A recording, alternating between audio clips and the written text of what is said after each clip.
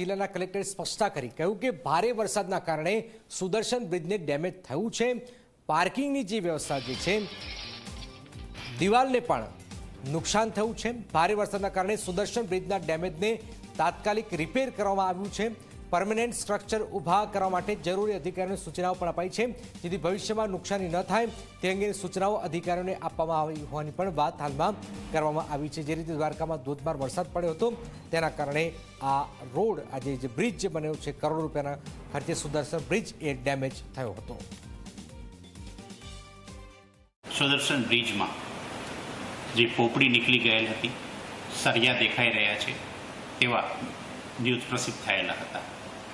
આ ઉપરાંત કેટલીક જગ્યાએ કલર કામ ફરીવાર કરવાનું થતું હોવાની પણ રજૂઆત કરવામાં આવેલી હતી.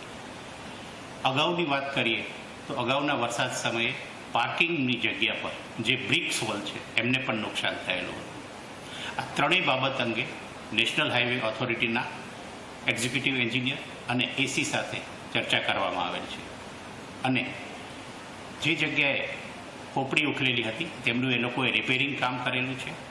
કલર કામ જે બી જગ્યાએ કરવાનું થતું હોય ત્યાં પરમેનન્ટ કરવા, જે બ્રિક હોલને નુકસાન થતું ત્યાં રિટેનિંગ હોલ જેવું પરમેનન્ટ સ્ટ્રક્ચર કે જેથી કોઈ પણ ભવિષ્યમાં પણ નુકસાન ના થાય એ માટેની જરૂરી સૂચનાઓ